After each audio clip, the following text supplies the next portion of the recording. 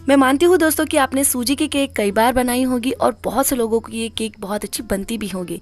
लेकिन फिर आज मेरी इस वीडियो में खास क्या है, तो खास ये है कि इस केक को मैंने बिल्कुल ही सस्ते सामान का इस्तेमाल करके, मतलब बहुत महंगी चीज़ें हमने इसमें यूज़ नहीं की है।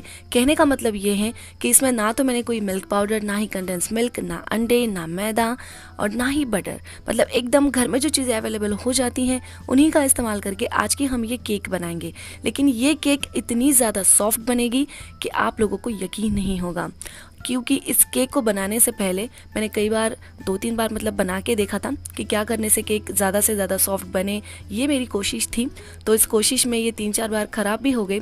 खैर कोई बात नहीं, लेकिन मैं आपको इस वीडियो में बीच बीच में बताते जाऊंगी कि क्या करने से केक इस प्रकार की हो सकती हैं और आप क्या सावधानियाँ इसके लिए रखें, ये मैं आपको वीडियो में बीच बीच में बताते जाऊँगी, ताकि आपकी ये जो केक है ये परफेक्ट से परफेक्ट बन सके। इसकी कुकिंग बहुत ही अच्छी तरह से होगी। हमने इसे कढ़ाई में बेक किया है, तो इसके लिए आपको अवन की ज़रूरत भी नहीं है। तो चलिए फ्रेंड्स, शुरू करते हैं हमारी सिंपल सी सूजी केक रेसिपी। यहाँ पे मैंने ले लिया है एक बड़ा सा बाउल। अब आपको इसमें डाल देना है सबसे पहले दही। तो यहाँ पर आती है हमारी टिप नंबर 1 कि आप दही किस तरह का लेंगे। तो यहाँ पर ये जो मैं दही ले रही हूँ, देख लीजिए फ्रेंड्स, इसकी कंसिस्टेंसी इस तरह की है। ये दही ना तो पतली है ना ही गाढ़ी, एकदम सेमी थिक तरह का कंसिस्टेंसी है इस दही का। ये दही मैंने लिया है लगभग 1 कप। यहाँ पे समझने वाली बात सिर्फ इतनी है, अगर आप लोग यहाँ पे हंग कर्ड लेते हो, मतलब जो टंगा हुआ दही होता है जिसमें पानी की मात्रा बिल्कुल नहीं होती, अगर ऐसा दही है आप लोगों के पास तो वैसा दही आपको लेना है सिर्फ आधा कप।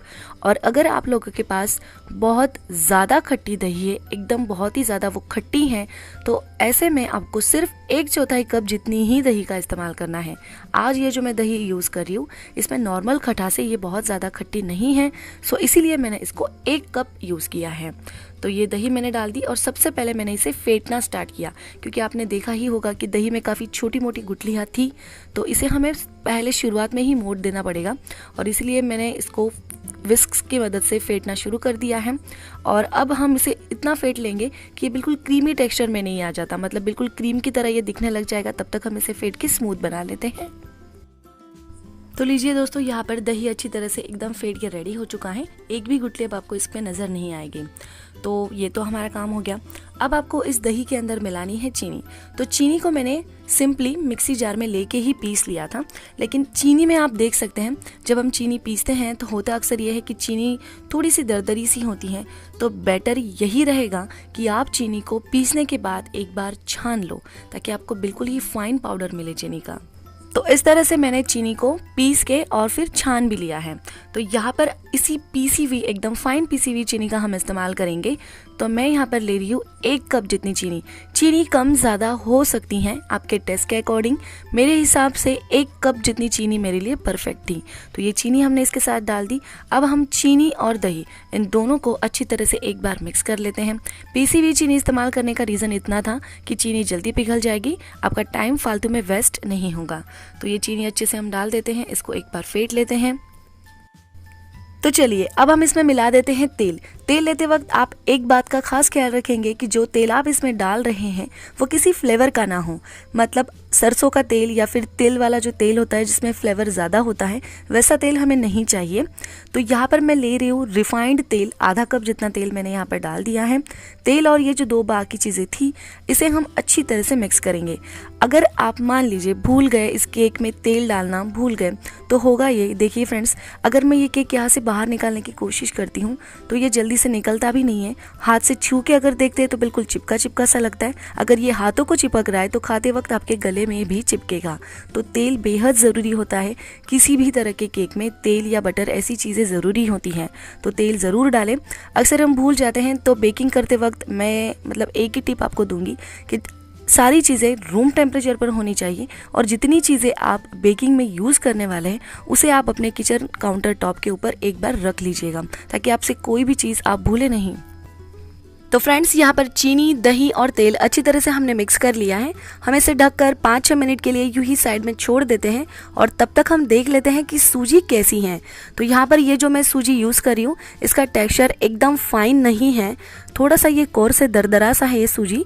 तो मुझे इसे मिक्सी जार के अंदर लेके थोड़ा सा पीस लेना पड़ेगा। और फ्रेंड्स, अगर मैंने इसे बिना पीसे ही इस्तेमाल कर लिया तो हो सकता है कि केक के अंदर सूजी के इस तरह के दाने नज़र आए। और क्योंकि आज की हमारी इस रेसिपी में हमने मैदा का इस्तेमाल ज़रा सा भी नहीं किया है, तो अगर हम सूजी को पीसकर इस्तेमाल करते हैं तो बाइंडिंग में भी एक अच्छी मदद मिल जाती है। तो फ्रेंड्स, यहाँ पर मिक्सी जार के अंदर मैंने 2 कप जितनी सूजी ली है। हम इसे थोड़ा सा पीस लेते हैं। जब हम इस तरह से पीस कर सूजी का इस्तेमाल करते हैं तो केक के अंदर का टेक्सचर बहुत ही ज़्यादा अच्छा आता है। मतलब कोई पहचान नहीं पाएगा कि इस केक को सूजी से बनाया गया है। लेकिन अगर आपने इसे बिना पीसे केक में यूज़ कर लिया तो केक का टेक्सचर इतना अच्छा नहीं आता। मतलब केक बनती तो अच्छी ही है, सिर्फ टेक्सचर की बात हो रही है यहाँ पर। तो टेक्सचर जो है वो थोड़ा सा क्रम्बली हो जाता है केक का। तो ये अवॉइड करने के लिए सूजी को पीसना हमेशा बेहतर रहेगा। तो देखिए फ्रेंड्स, इस तरह से मैंने सूजी को पीस के रेडी कर लिया है। अब हम ये सूजी थोड़ा थोड़ा करके हमारे दही वाले मिक्सचर में ऐड करते जाएंगे और मिक्स करते जाना है। एकदम से सारा नहीं डालना है हमें, हम थोड़ा थोड़ा ऐड करेंगे और इसे मिक्स करते जाएंगे। अब यहाँ पर आता है सबसे ज़रूरी पॉइंट। आप सूजी का केक बनाते हो, कई बार अच्छा बनता है लेकिन कई बार शायद बिगड़ जाता होगा। मतलब बीच में से थोड़ा सा केक बैठ जाता है, बीच में से ऐसे गड्ढा सा बन जाता है। ऐसा इसलिए होता है क्योंकि अगर आपने बैटर को इतना पतला रखा, ये यहाँ पर बैटर की कंसिस्टेंसी पतली है, इस तरह का बैटर आप बनाते हो और फिर उसे बेक करते हो तो बहुत चांसेस होते हैं केक अंदर की ओर बैठने के। अब ये जो बाकी बचा सूजी था ये भी मैंने इसमें मिला दिया। हम इसे मिक्स कर लेते हैं। अब यहाँ पे फिर से एक ज़रूरी पॉइंट है, अगर बैटर की कंसिस्टेंसी इस तरह से रही, अब ये थिक है थोड़ा सा, मतलब देखिए ऐसे रुक रुक के गिर रहा है। अगर इस तरह का थिक बैटर है तो इससे बनने वाला केक थोड़ा सा हार्ड बनता है, मतलब बहुत ज़्यादा सॉफ्ट नहीं बनेगा। तो इस तरह की कंसिस्टेंसी भी सही नहीं है। तो इसीलिए इस बैटर को एक परफेक्ट कंसिस्टेंसी देने के लिए अब हमें इसमें यूज़ करना है दूध। तो यहाँ पर मैं दूध यूज़ कर रही हूँ लगभग आधा कप। थोड़ा थोड़ा करके ऐड करेंगे और इसे अच्छी तरह से मिक्स करेंगे। तो ये आधा कप जितना दूध मैंने इसमें ऐड कर दिया। अब आप बैटर की कंसिस्टेंसी को अच्छी तरह से नोट कर लीजिए। ये देखिए फ्रेंड्स, बैटर इस तरह से गिरना चाहिए, एक रिबन की तरह बैटर गिर रहा है, एक फ्लो में गिर रहा है। तो ये कंसिस्टेंसी सूजी केक बनाने के लिए बिल्कुल सही है। अब हमें इस बैटर को ढककर कम से कम आधा घंटा के लिए रेस्ट करने के लिए छोड़ना है ताकि सूजी अच्छी तरह से फूल सके। अगर आपने ऐसा नहीं किया, इसे तुरंत ही बेक करने के लिए रखा, तो आपके केक के अंदर इस प्रकार के दाने दाने नजर आएंगे। तो सूजी को फूलने के लिए समय देना ज़रूरी है। तो अब मैं इसे रख देती हूँ करीब आधे घंटे के लिए। और अब हम हमारे बेकिंग की तैयारी कर लेते हैं। तो यहाँ पर मैं इसको कढ़ाई में बेक करने वाली हूँ, इसलिए मैंने एक पुरानी कढ़ाई ली है जिसके बॉटम में मैंने ये थोड़ा सा नमक फैला दिया है। मेरे पास ये थोड़ा सा बचा हुआ मोटा नमक था, वो भी मैंने डाल दिया। ये थोड़ा सा कम है तो बारीक वाला भी मैं डाल देती हूँ। इस तरह से एक नमक की लेयर लगा देंगे और इसके ऊपर हम कोई भी एक रिंग रख देंगे जिसके ऊपर केक टिन अच्छी तरह से आ जाए।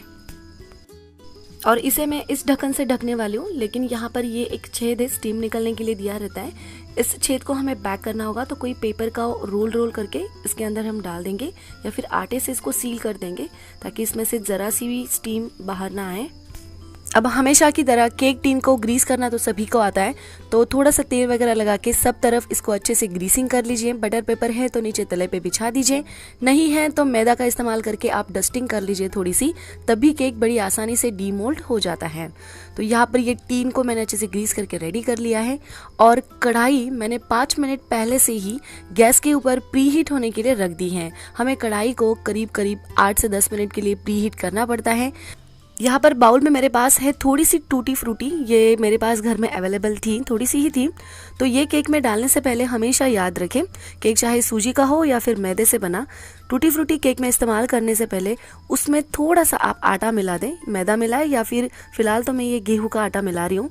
ये इसलिए क्योंकि ये आटा मिलाने से थोड़ी सी हल्की हो जाएंगी और केक के अंदर बीच बीच में रहेगी। मतलब ऐसा नहीं होगा कि नीचे तले में जाके सारी बैठ गई, ऐसा नहीं होगा। तो देखिए फ्रेंड्स, आधा घंटा बीत चुका है। बैटर को हम एक बार अच्छे से चेक कर लेते कि इसका कंसिस्टेंसी कैसा है। इस समय आपको बैटर गाढ़ा नजर आएगा। तो देखिए फ्रेंड्स, बैटर यहाँ पर रुक रुक के गिर रहा है क्योंकि जितना दूध हमने पहले इसमें मिलाया था सूजी ने अपने अंदर सोक कर लिया है। तो फिर से अब हम इसमें मिलाते हैं 1 टेबलस्पून जितना दूध और इसकी कंसिस्टेंसी को अच्छी तरह से करेक्ट कर लेते हैं।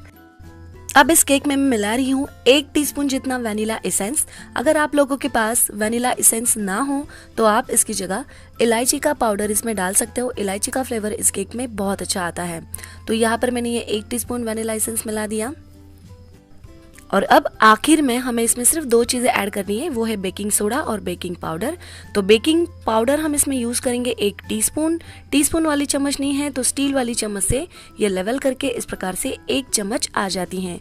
और बेकिंग सोडा हम इसमें ऐड करेंगे वो है 1/4 टीस्पून, मतलब 1/4 टीस्पून, यानी कि इसी चम्मच से 1/4 चम्मच जितनी बेकिंग सोडा यानी कि कुकिंग सोडा हमने इसमें ऐड कर दिया।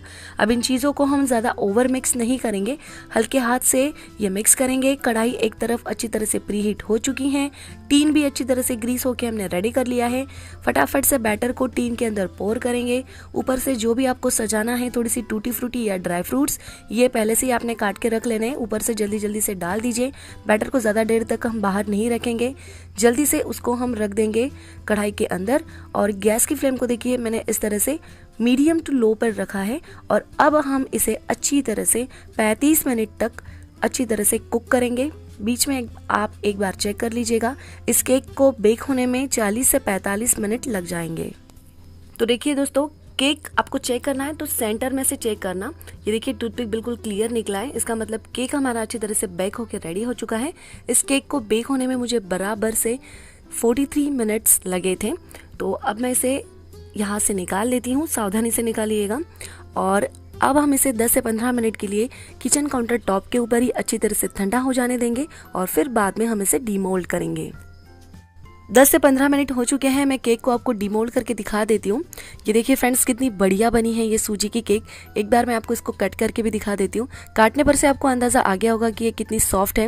ये देखिए मैंने आपको इसको कितना अच्छी तरह से दबा के दिखा दिया, एकदम मज़ेदार बनती है।